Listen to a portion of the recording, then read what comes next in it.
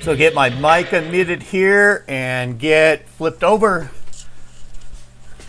I guess it would help to get the speakers on too. And I'm still, for today's aspect, I ought to see there's still a couple other components I'd like to have here, including software. And so what I've got right now is I've got the NCR machine on and running Windows 95, and that's the screen here. It's actually on the same Ethernet switch, just a separate Ethernet switch, not even connected to my network, as the AS400. The AS400 is not powered on right now. That switch should alleviate any of the Ethernet errors from the AS400.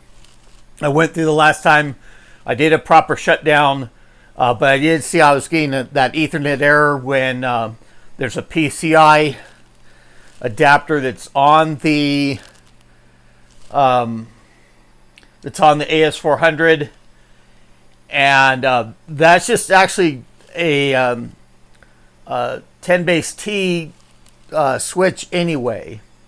Nothing really elaborate, but I mean, both the NCR and the AS400, I'm not expecting those adapters to be anything other than anything faster than 10 megabit per second anyway for that timeline.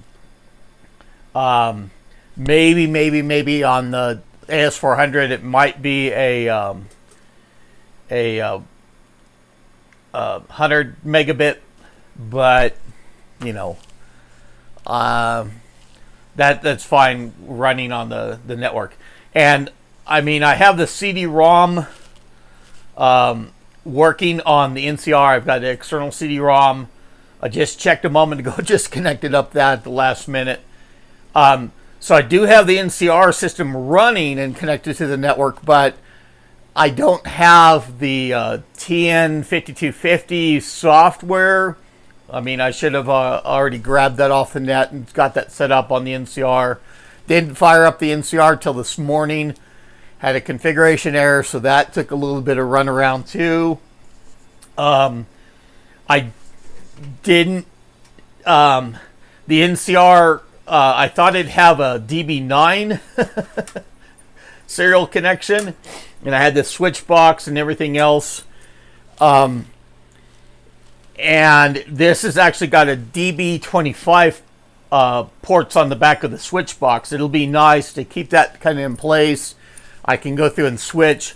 That would be for the client access portion. That was where you have a serial connection to the AS400, and it there's a Windows 3.1 client, Windows 95 client that you load from the CD-ROM disk. I don't have that in here either. I'll have to get the appropriate cable, the DB25, and I know exactly where those are, just have to dig them out. And I'll probably need a null modem, because you could connect up the serial link that's in there. You could go through and connect it up to a modem, so you could manage it from a distance, or you had a null modem that you could connect it on to a system locally.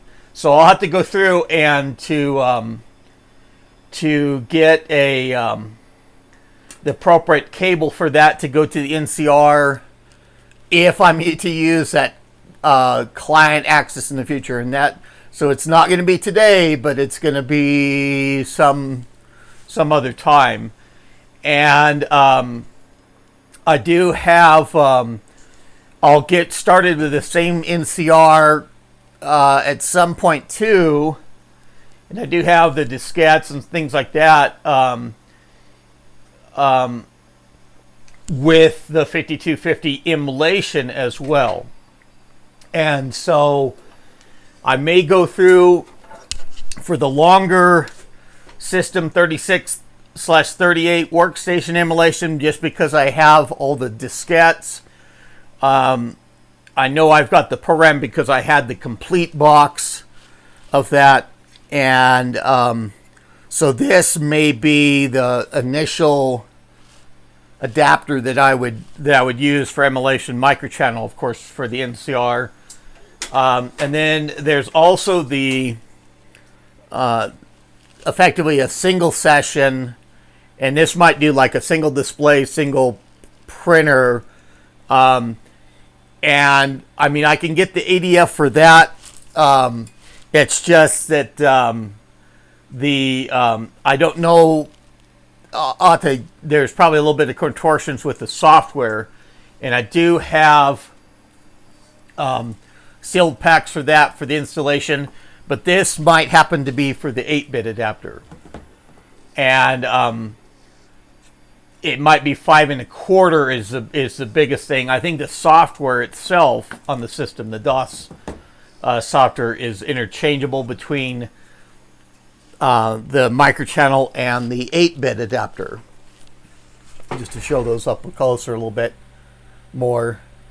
That's the 8-bit adapter. I even brought out this morning because I had Chris Singleton did a post, and he had acquired one from a friend, and he asked if I had any of these, and I said, yeah, I've got several of these. And so even the one I pulled, I said there's going to be one I'm going to disassemble, and this one's nice because it has a darker marking on the chip itself, but it's got corrosion, stuff like that on the back for the bus adapter. So this might be, as I say, I've got several of these, and so this might be the disassembled adapter, so to speak, or where I go through and investigate a little bit more of even what may be under that silver cap chip. And then there's a later version. He was asking me if there's that he's responding that it looked kind of new, and I said, well, there's a newer one of those with the plastic chip. And it's funny, I don't know when this came in, but there's an IBM tech that says, yeah, I installed thousands of these adapters, and I asked him, well, do you remember this one? And then these are newer still than what they called the long adapter. IBM shortened these down. I have the long adapters as well. He only remembers the silver chip model. And and then working with installing those in ISA or 8-bit systems rather than necessarily than microchannel. And so that'll be the thing. I even have the Keytronics 122 key keyboard in the back here. This is going to be set up on, I have it can either go through for AT style connection, the 5-pin DIN, the bigger one. I also have the PS2 adapter. It should go through. It should adapt over to PS2. I got thinking this morning, I'll have to look at the software on there, because with Windows 95 or Windows 3.1, I'm going to need some form to set up the keyboard within the Windows. And I'll have to look at the software, what's available for that. So I might even just do this to just a straight PS2 machine running DOS, just to do that, like the emulator or something else like that. I'll have to determine what level I can get with this keyboard. Now the PS2s did have what they called the host connect keyboard themselves, that they went through, and they had 122 key keyboard, and with all the caps lock and numlock and all that lights on the keyboard. I thought I had one of those around. I'm still kind of digging.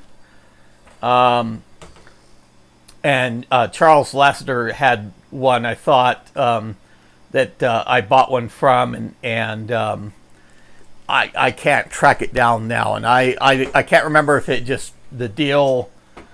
He wasn't able to locate it at the last moment, or something else, or there was some other thing that happened there. Yeah, it is a nice NCR. That's a 3433. I also have another one, and the really nice thing about it, I mean, I could do the GoTech adaptation, but my other one is exactly the same, and I actually put 3-COM Ethernet boards on them in the same adapter configuration. I don't have any other adapters in there, and but the other one has a GoTech because when I tried to access it was giving me diskette errors, and runs that GoTech great. And there may be some time that I have both malls, and I went with a diskette, the one with the running diskette drive, of course, here, just because if I have diskettes, I might as well go through and feed them in this machine. But I'll go through and I'll image those diskettes to the potential that they could be put on the USB drive for that GoTech model to also use. And that might be a little bit more modern as it is to bring that up to speed there. And I was hoping to get a little bit of input, since I'm a AS400 newbie. The next time I didn't want to really just idle this AS400. And I mean, it's getting into at least into the later in the year, to where at least it's cold enough in here that this will keep the space warm. I don't have any worry about power outages or anything else really as it is there. But I'm just not going to have that thing idling until I make a backup of the security keys and things like that to get situated there. And so I was looking for some input, and that's going through some delays. I'll have to learn a little bit more about that. And so I don't even know if I'm going to necessarily, I have it titled as starting up the AS400 again. But I don't know if I'm going to necessarily do that without the input. I mean, I can probably do it just to go through, because I do have the 3488 terminal connected, so I can capture the video better than I did the last time, and I can probably do a shutdown later on at the end of the stream, or later on in the day, because I want to get the security keys backed up, and I want to go through for the startup procedure. And I mean, I do want to go through and do the TN 5250, and that's basically what that is it's telnet connection with the 5250 link. You're emulating the terminal basically through the Ethernet interface in this instance. I mean, we could go through for token ring, but going through for where I could have that software on the NCR and go through that Ethernet connection, I had to determine what the IP address is of the AS400. That's going to be some command I'll have to work out, and that's why I'm getting DHCP errors on the NCRs. I have it set up as to obtain an IP address automatically. I've actually had one of these. I mean, I had one of the NCRs, maybe even both of them online, and even did a connected up to the old net and left messages from both these machines, connecting them into the network and just showing that they could get online, basically.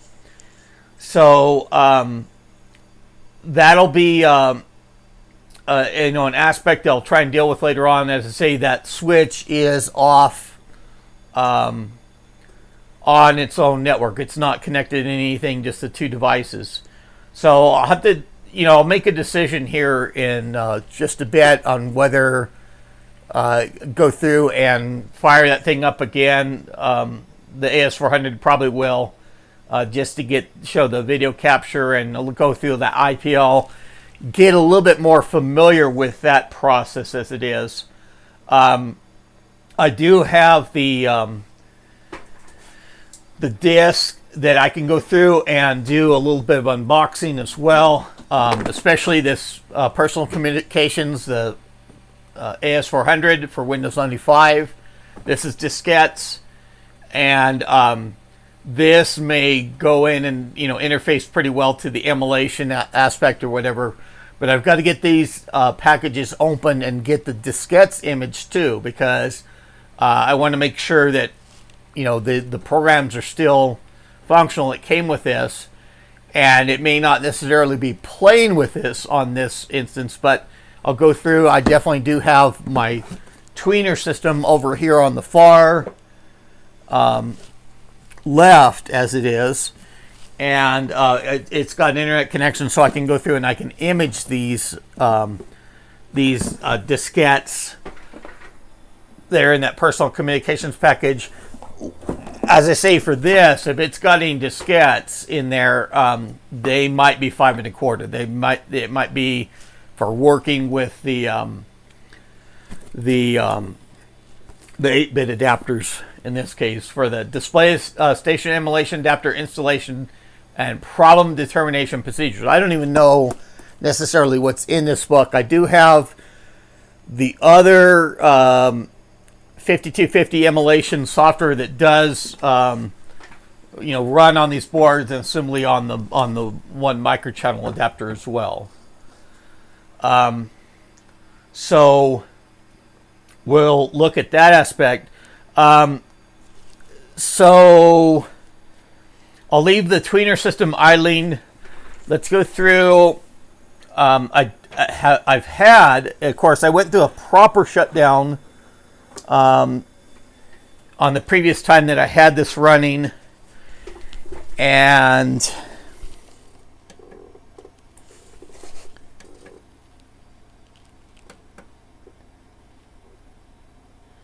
okay, so we go 0, 2, and then the BM,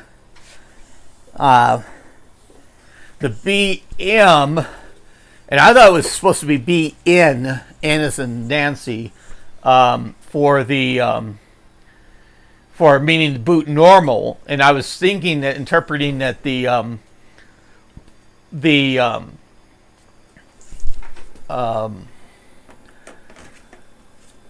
M was for maintenance, boot maintenance. So I have,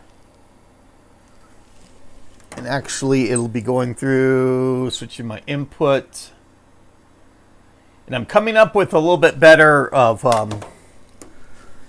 display things like I want. Okay, and that's set to VGA. And so the first thing that we're going to do, and I can switch my source. Let's put this on the ground for a moment. So, and I don't even have my camcorder set up, which is fine. I mean, all I'll do is show a narrow view from the other side. So we've got our 3488, and we learned in this last week, I think, that that those the parallel port postcode readers work on those, and so that was just an interesting aspect. I'm going to go through. Of course, this needs the address setup. because this is on a... Okay, and we don't have any active sessions right now, of course. We need to get this set up as a system console first. So we're going to do a setup offline. Okay. And it treats the enter key here apparently different. Okay, so we're going to do... we'll just do one display session here, one printer session. We for the display address, we want that 0 for the system console.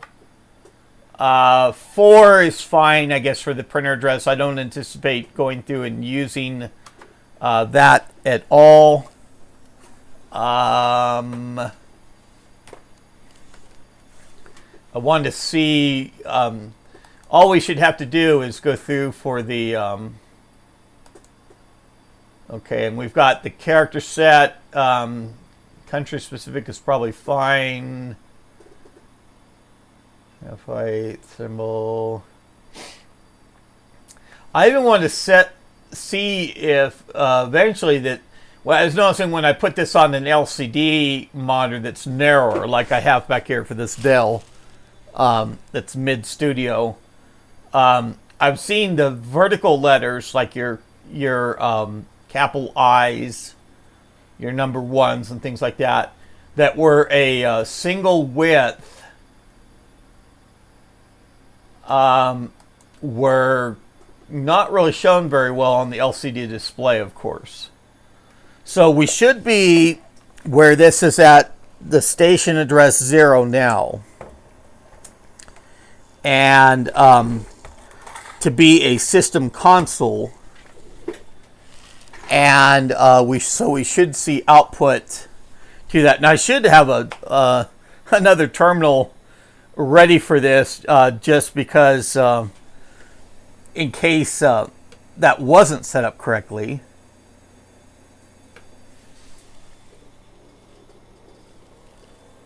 But I'm going to go through and I'm going to fire up the AS400. We're on the right address block, but it's going to be pretty critical to whether we get video at all. And it'd be nice to have some sort of splash screen initially to comfort me. But so I don't necessarily have to scramble for another terminal. And I'm just looking over the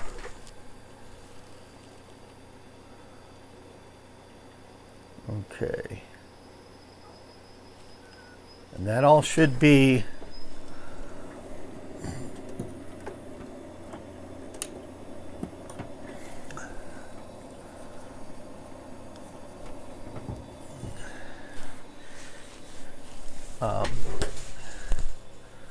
that's all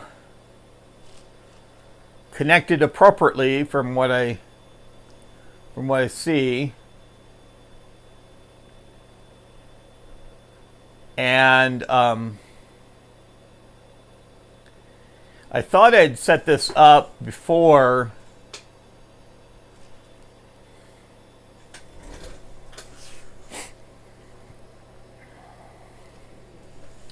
Well, we'll just give that a chance to go through and see if we eventually get something on the screen. I know if it doesn't find a system console, it's gonna go through and squawk a little bit, or delay a little bit. Boy, nothing like hearing AS. Okay, I see that blinking cursor now, meaning that it's alive, that we have the link successful here. And just looking over things, I'm looking over the YouTube stream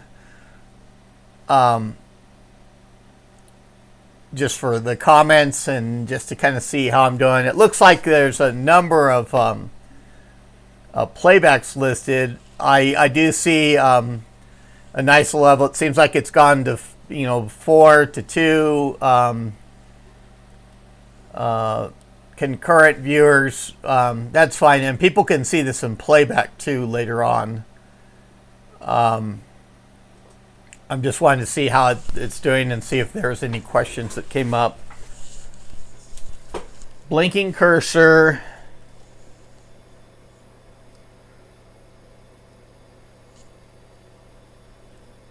I'd love to see a little bit more, but that's that lets us know that we've at least got the link. And hopefully I won't have to pull out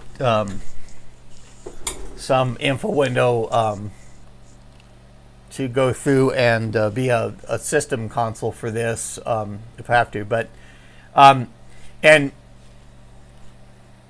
we're about midway through the hour. I mean, I'd hope to get some text here eventually, covering things there. I can do a little bit of filler content too, for, like I say, I want to start looking in this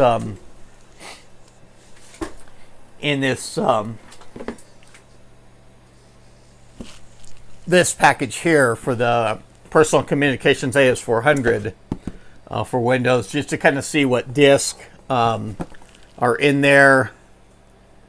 Looks pretty good. I mean, still shrink wrapped. And this is not a repackaged shrink wrap, I know, because I got this package some years ago. Looks like the mice are nibbling on it a little bit here, just trying to get a taste to see what flavor it is. But not very damaging at all. And I can probably get, once the shrink wraps too, I need to go through and do scans of the different sides of the box. Yeah, this is not very I'm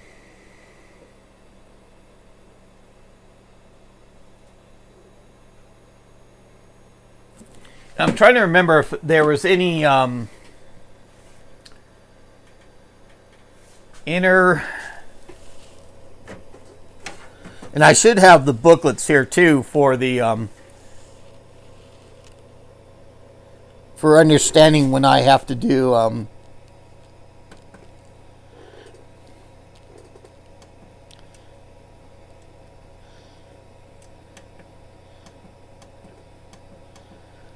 okay. So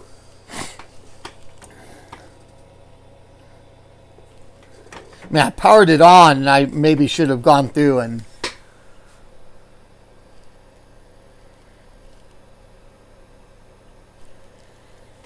gone through the boot selection. I need to have those manuals out too, to or watch that previous video on what the steps I did for that, because that's just not very reassuring at all to see that blinking cursor and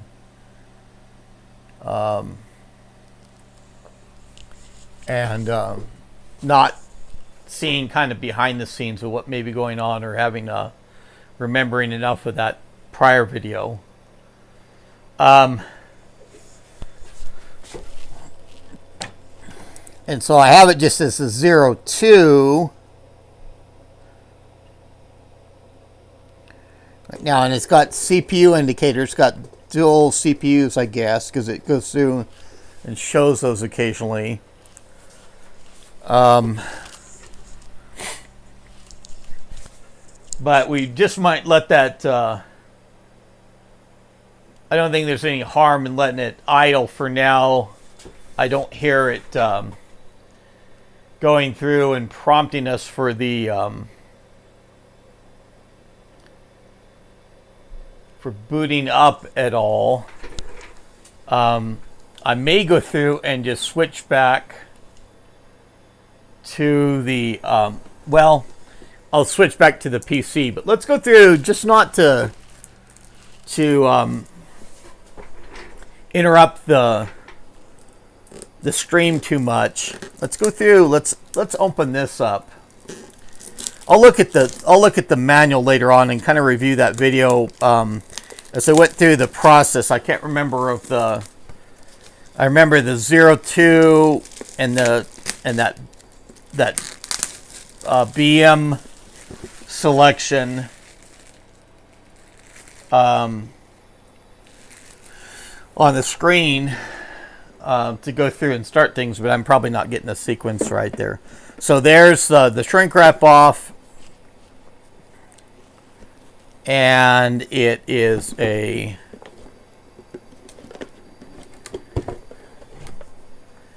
okay. So there's front cover, software, probably licensing. Yeah, international program license agreement, like IBM does for multi-page, multi-languages. And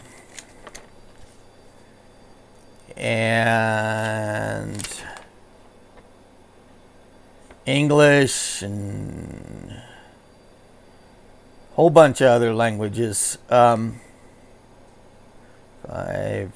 10, 16 languages. Seemed like IBM always had like 16 or 17 languages. And then there's diskette packs. And these, it's actually a dozen diskettes. And it's the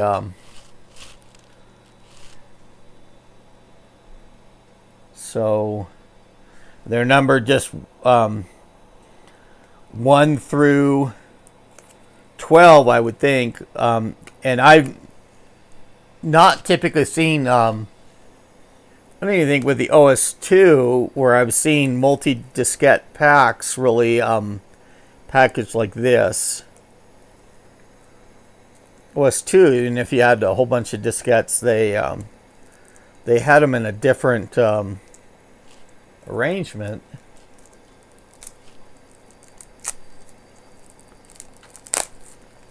So we can do at least this, because I'm not seeing any reaction from this system. I'm probably just waiting on me for a key press or something else to.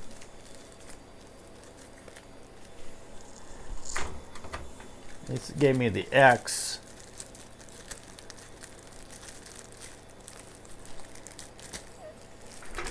Okay. So all pretty in a row. There's a dozen diskettes. Diskette 1 is installation. Just a disk, nothing marked further for the diskette 2, diskette 3, 4, and these labels discolor a little bit, and even in storage, the glue and things like that. On even the EEPROM chips, the BIOS chips, if they have a label, those things discolor over time. CM mouse for Windows 95. Book Manager Library Reader for Windows. That was the book reader that IBM had for their things. Now it's PDFs, of course, but and that's separate. So the AS400 stuff is 1 through 8. CM mouse is a diskette in itself, and then the book manager disk 1, 2, and 3 for those. And I mean, those are still good to image. I'll go through and start that process here in a moment. Man, I just wish I knew that was going to be the whole thing today was to... And then there's proof of an entitlement to use this product. A nice multicolored paper. They probably did this for the time for people not having a very good ability to copy that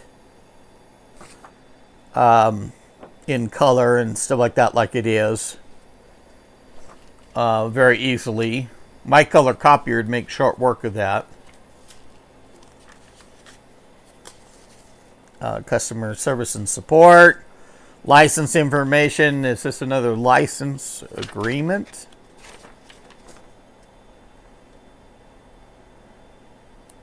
Okay, and they're saying program services.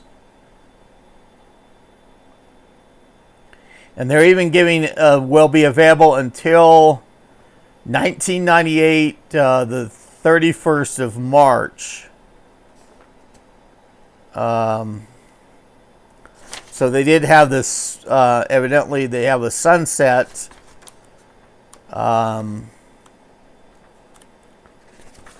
the documentation as far as how much IBM will support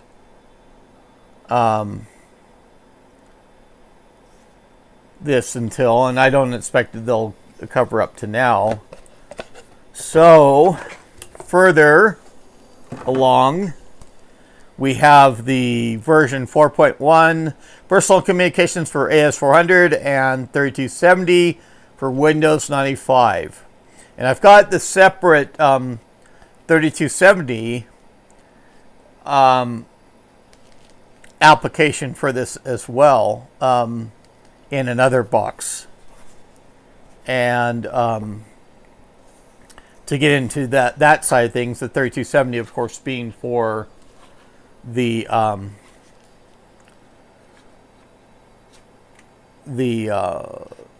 mainframe emulation instead of the mid-range or mini computer, as they call it. And of course, going through, I need to get this manual scanned too. Nice brand new book. And to learn about, so personal communications AS400 version 4.1 for Windows 95, which provides 5250 emulation and connections to application system / AS400 or AS400 systems. This package is referred to as PC400. Personal communications AS400 and 3270 version 4.1 for Windows 95, which provides 5250 and 3270 emulations and connections to AS400 and S/390 systems. S390 being a mainframe in this instance. So as I say, I do have the 3270 package as well, separately. Information in this book applies to both packages except where indicated otherwise. Personal communications brings the power of personal networking to your workstation by exploiting the network capabilities of Windows 95. Herein referred to as Windows, to provide a variety of connectivity options supporting local area network, LAN, and wide area network WAN environments, whether it's for host terminal emulation, client server applications, or connectivity. Personal communications offers a robust set of communications, networking, and administrative features. Personal communications is a full-function emulator package with an easy-to-use graphical interface, which includes many useful features such as file transfer and dynamic configuration, all in the Windows 95 environment. PC 400 also provides support for data transfer. Next paragraph. Personal Communications also supports a variety of SNA based client application program interfaces, APIs. You can create applications that use the peer-to-peer client APIs, which are based on the LU 6.2 and provided by Personal Communications. These APIs let you simultaneously access and process information on peer workstations. Last paragraph here. Use Personal Communications in advanced peer-to-peer networks, APPN, as an in node, and use the advanced networking features, high performance routing, which is labeled here as HPR, and dependent LU requester, DLUR is the acronym for that.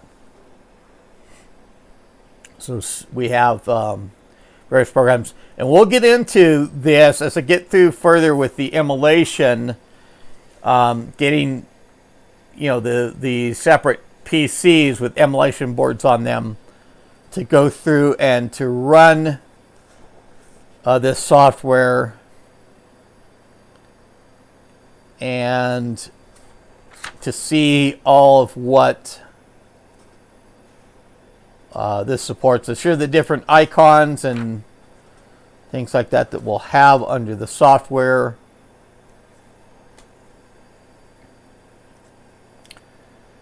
And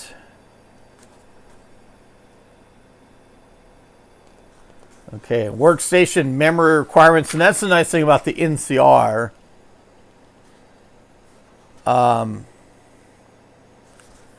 So it's saying system unit, recommended system unit has an Intel 386 or higher microprocessor, at least one 1.44 megabyte 3.5 diskette drive.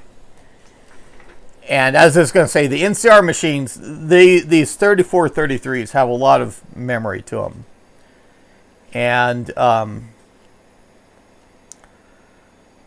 display monitor, all display monitors supported by Windows 95. Video adapter, all the video adapters supported by Windows 95. Keyboard is enhanced keyboard, 101 or 102 key, 104 key keyboards, space saving keyboard, or a Microsoft Natural keyboard. And it doesn't say anything about the that Host Connect keyboard or 122 key keyboard. Printers, all printers supported by Windows 95 when a PDT file is not used. For more details about printers supported in PDT mode, refer to the Personal Communications reference. LAN, SLDC, TwinX, coax, and COM-port communications adapters are what's supported for the communications adapters.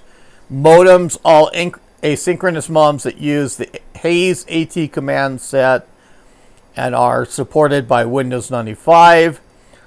Synchronous SLDC modems attached to a multi-protocol adapter. They have MPA listed for that, for the multi-protocol adapter. Hard disk requirements, you need at least 10 megabytes of disk space to install Personal Communications on your workstation. You can use Run from the Service Installation Guide option. Personal Communications requires less than 1 megabyte of disk space on your workstation. Workstation memory requirements. Personal Communications in a native Windows 95 application. The amount of memory you need depends on several factors, including the attachment type, number of sessions, and the use of programming interface such as emulator, high-level language application programming interface, and dynamic data exchange. While personal communications will run on 4 megabyte workstations, a minimum of 8 megabyte of memory is recommended. We have more than that on this system, so on my NCR system. So if you want to run personal communications and other applications simultaneously, you might need to add more memory to your workstation. Personal communications for Windows 95 requires that your workstation have Microsoft Windows 95 or Windows NT installed. Depending on your personal communications configuration, your workstation also might need one of the following programs: Microsoft SNA Server Windows 95 Client, Microsoft SNA Server Windows NT Client, NWIPX/SPL.dll, included for Novell Windows applications products such as the NetWare workstation for DOS Windows and the WinUPN diskettes.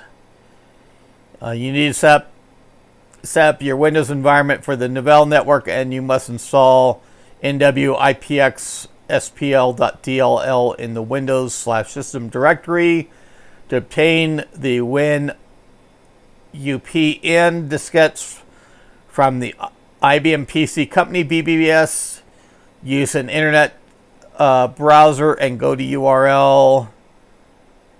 And so I'll have to maybe get looking for that. I do have the IPX/SPX protocol on this NCR as well. That's real easy to do with Windows 95. Host requirements refer to the personal communications reference for information software and hardware requirements for the host systems. And I'm thinking that this 170 AS400 will be sufficient there. I'm not seeing the blinking cursor on the screen anymore for that.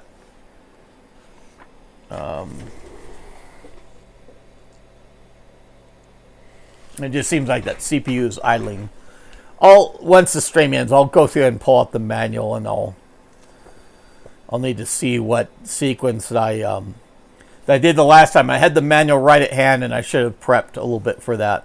Workstation installation, network installation,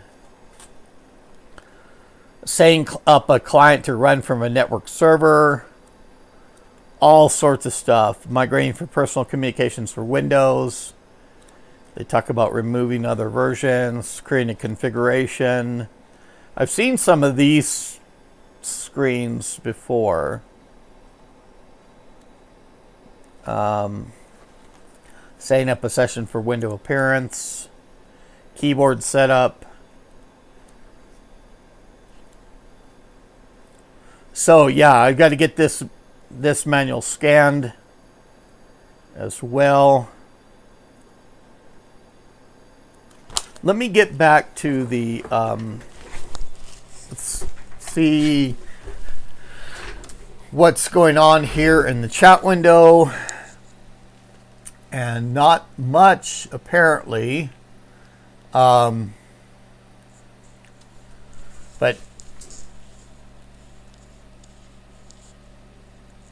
and concurrent viewers. Why am I going down to 0 or 1 concurrent viewers? Am I that boring? And the playback's listed as 40. At least I've got 5 likes too. So yeah, I'll have to determine what steps I'm missing on the AS400 and see if I've got that system console. It's probably after the live stream I'll pull out an info window terminal and just as a backup and kind of see to gain a little bit further. I would have loved to go with that aspect. I'm going to go through and I'm going to scan those diskettes on my tweener system too. And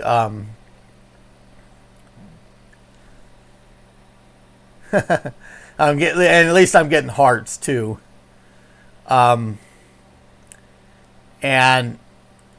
So the stream, there is some things that I would have liked to go a little bit further. I'll try and title my streams appropriately in the future of what I'm trying to attempt and go a little bit further. I would have loved to have a little bit more detail so I can go through and back up that software and start getting this AS400 running, and even go through for the client application side to doing emulation software and things like that, connecting on, and so I think we'll hold to the hour of the live stream. I did appreciate everybody attending. If even if I don't get the feedback and comments, I understand people like to lurk and things like that too, and that's fine. I know that there will be other streams likely starting later today, maybe even one by Mike. I think this weekend was a little bit more conducive to your work schedule, was a little bit better for watching live streams and doing the live streams yourself. I've tried to at least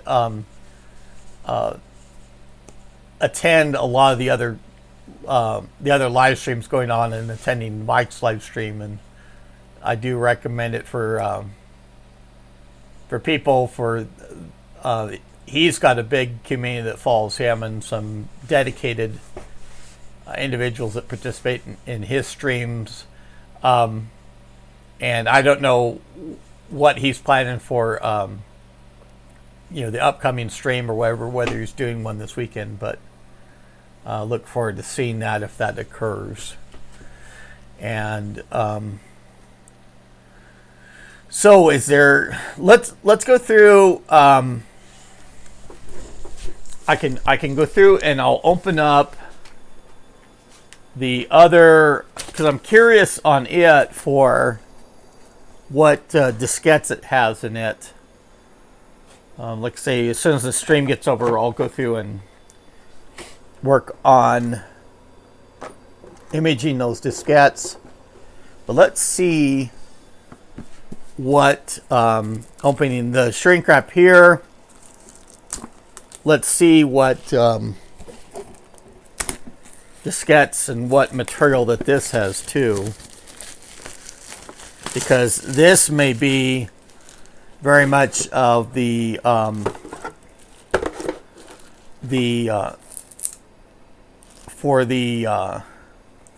it's got the diagnostic diskette. I think I've got this elsewhere too. I'm looking for the I have the software to run these display adapters as well, but I was wondering if that would be in this package. And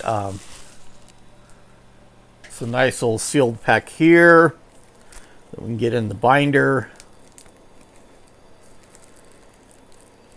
And I'm pretty sure that diskette's already been imaged, but for 5 1/4, it takes a little bit more work, because then I just get out my Model 30 with the external, the 4869 drive, and get it copied over to a 3.5-inch diskette, so then I can go through and get it to a more appropriate machine on the net to be able to image that and upload it. So June of 1984, and so right off with that, I mean, other than the 5 1/4 diskette and no 3.5-inch, the 1984 date is going to show a pre-PS2. This is going to have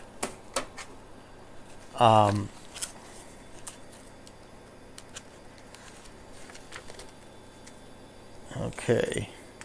When they're talking about saying switches, yeah, these are even going to, this is going to be the the long emulation adapter too. The ones that are older than these short boards that I have here.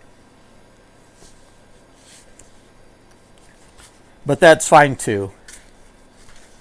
And these should be register compatible with that. They're just a smaller version in this case. But it shows saying the switch block, even that should be identical on these models. That switch block that's up at the top, that's still the same. I think it's a 1-for-1, just like it was for the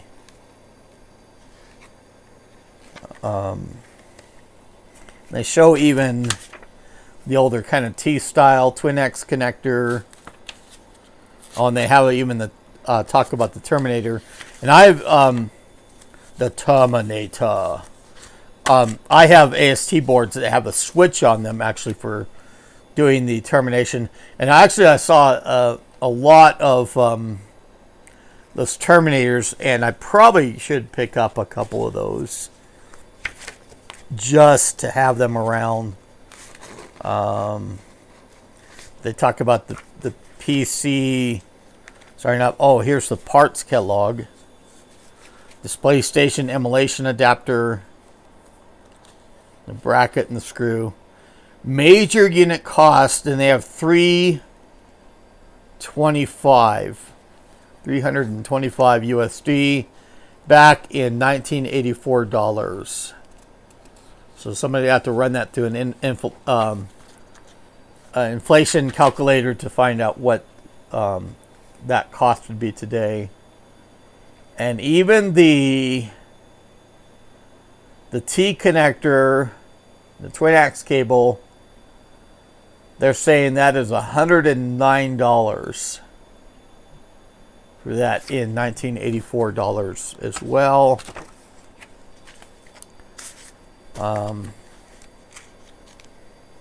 So yeah, and they have a little diagnostic routine, a little block diagram of how things are.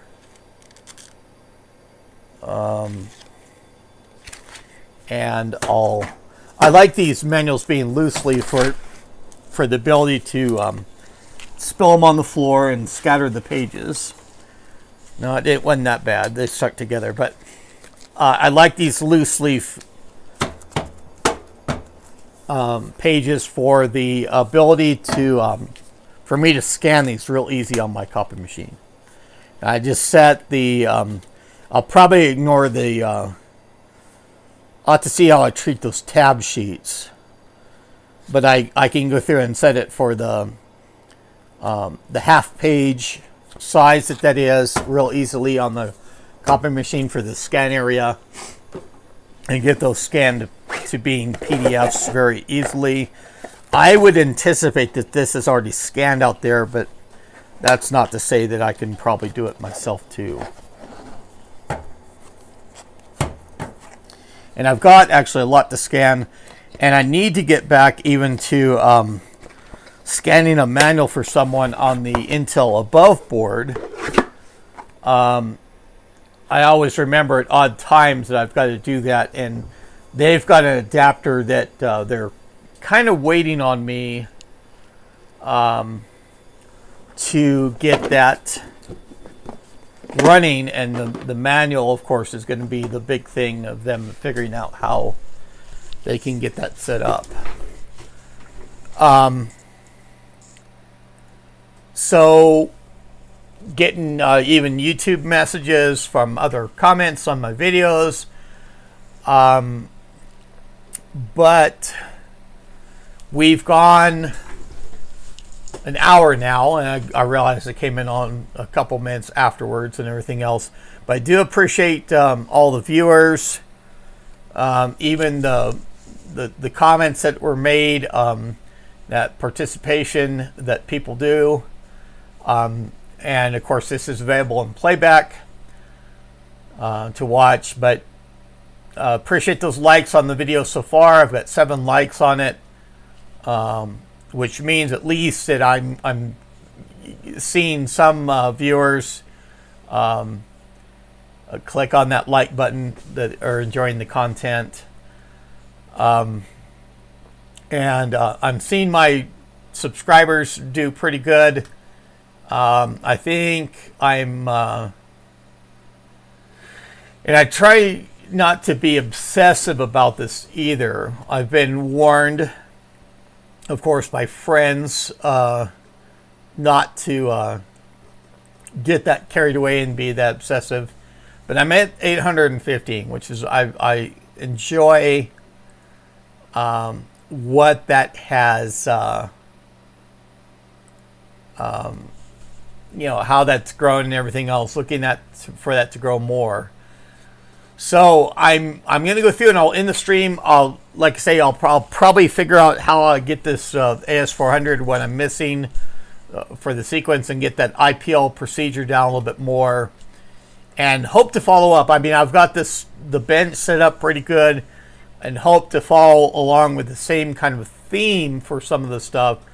I know that there's a lot of content otherwise that needs to be covered, and I'll try and get to that as well.